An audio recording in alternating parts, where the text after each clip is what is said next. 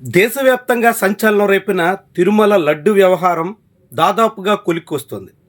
SIT final chargesheet దాఖలు చేయడంతో SIT అధికారికంగా దర్యాప్తులో తేలిన అంశాలు వెల్లడైపోయాయి.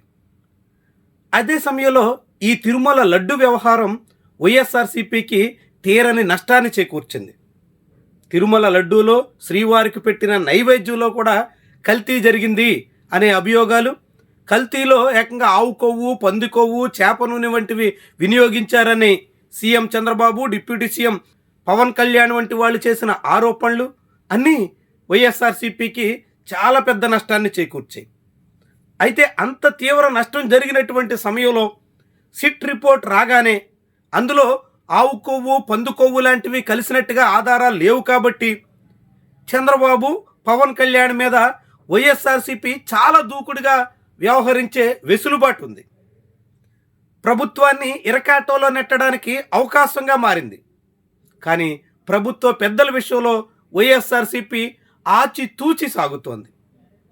అసలు సిట్టు రిపోర్ట్ ఇచ్చినట్టు కానీ ఆ రిపోర్ట్లో చంద్రబాబు, పవన్ కళ్యాణ్ చేసిన ఆరోపణలు నిజం కావని తేల్చినట్టు కానీ, నెయ్యిలో కల్తీ జరిగిన మాట వాస్తవమే కానీ ఆ కల్తీలో ఆవు కొవ్వు, పంది కొవ్వు వంటివి లేనిపోని విషయాల్ని జోడించి ప్రజల మనోభావాల్ని, భక్తుల మనోభావాల్ని దెబ్బతీసినటువంటి వైనం గురించి కానీ వైఎస్ఆర్సీపీ మౌనంగా ఉంటుంది. వైఎస్ఆర్సీపీకి చెందిన పత్రిక సాక్షిలో అయితే దానికి సంబంధించినటువంటి ప్రధానమైన కథనంగా ఇచ్చిన ఆనవాళ్లు కూడా లేవు.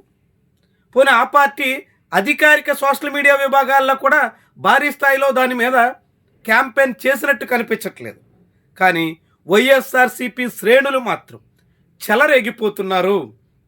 చాలా పెద్ద స్థాయిలో ప్రభుత్వాన్ని ఇరకాటంలో నెట్టే ప్రయత్నం చేస్తున్నారు. వైఎస్ఆర్సీపీ సానుభూతి పరులైనటువంటి పలువురు మహిళలు ముందుకొచ్చి సొంతంగా వీడియోలు చేస్తున్నారు. ప్రభుత్వ తీరుని, ఆనాటి ప్రచారాన్ని, ఆ ప్రచారానికి వంతపాడినటువంటి వాళ్ళందరినీ ఎండగట్టే ప్రయత్నం చేస్తున్నారు. వేణుస్వామి భార్య దగ్గర నుంచి మొదలుకొని చాలామంది మహిళలు వందల వేల సంఖ్యలో వీడియోలు చేశారు.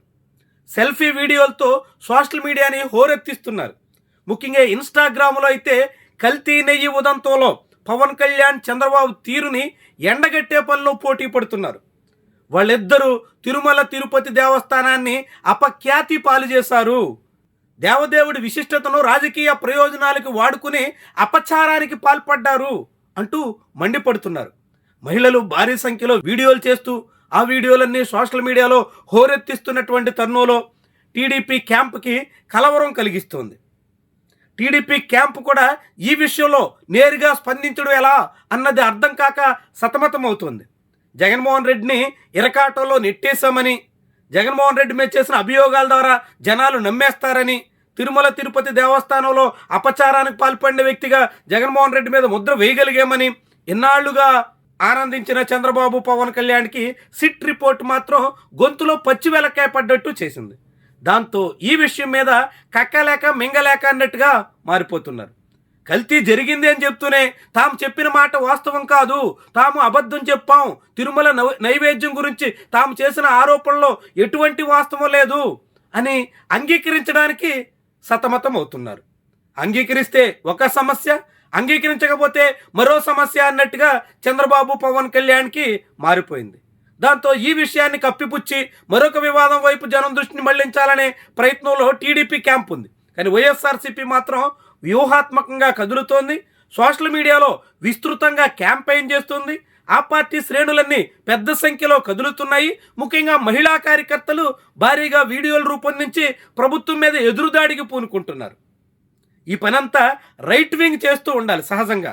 కానీ బీజేపీ ఇప్పుడు తెలుగుదేశం, జనసేనతో కలిసి ప్రభుత్వంలో భాగస్వామిగా ఉండడంతో రైట్ వింగ్ హ్యాండిల్స్ అన్నీ మౌనంగా ఉంటే వైఎస్ఆర్సీపీకి చెందిన మహిళా కార్యకర్తలంతా కూడా చాలా పెద్ద స్థాయిలో చంద్రబాబు, పవన్ కళ్యాణ్ మీద ఎదురు దాడికి పూనుకుంటున్నారు.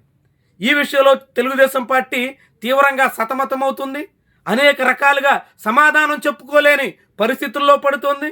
కల్తీ జరిగింది కదా అని సన్నాయి నొక్కులతో సరిపెట్టుకోవాల్సిన పరిస్థితి వస్తుంది. కల్తీ జరిగినప్పటికీ పవన్ కళ్యాణ్, చంద్రబాబు చెప్పింది అబద్ధాలు అని అంగీకరించలేక తీవ్రంగా కలత చెందుతుంది. మొత్తంగా టీడీపీ క్యాంప్ మాత్రం ఈ మొత్తం ఉదంతంలో ఇక్కట్లో పడినట్టు కనిపిస్తుంది. దీన్ని ఉపయోగించుకుని రాజకీయంగా పెద్ద స్థాయిలో క్యాంపెయిన్ చేస్తుందని అంతా భావిస్తే వైఎస్ఆర్సీపీ అందుకు విరుద్ధంగా వ్యూహాత్మకంగా సాగుతోంది. తన వ్యూహాన్ని పూర్తిగా మార్చి సోషల్ మీడియాలో క్యాంపెయిన్లకి పరిమితం అవుతుంది. ఇంతకుముందే జగన్మోహన్ రెడ్డి చెప్పినట్టుగా ప్రతి కార్యకర్త చేతిలోని సెల్ ఫోన్ ఒక ఆయుధంగా మార్చాలి అని పిలుపునిచ్చినట్టుగా ఇప్పుడు సోషల్ మీడియాలోనే ఈ మొత్తం వ్యవహారం మీద పెద్ద స్థాయిలో వాదనలు వినిపించే ప్రయత్నంలో ఆ పార్టీ పడింది. అంటే తనకు రెగ్యులర్ మీడియా కన్నా ఇతర ఛానళ్ల కన్నా సోషల్ మీడియా క్యాంపెయిన్ ఎక్కువ డ్యామేజ్ చేసింది కాబట్టి సోషల్ మీడియాలోనే రివర్స్ అటాక్ చెయ్యాలి అనే ఆలోచనతో వైఎస్ఆర్సీపీ నాయకత్వం ఉన్నట్టు కనిపిస్తోంది. అందుకు తగ్గట్టుగా వైఎస్ఆర్సీపీ చాలా పెద్ద స్థాయిలో ఈ అంశాన్ని పబ్లిక్లోకి తీసుకెళ్లే ప్రయత్నంలో అయితే పడింది.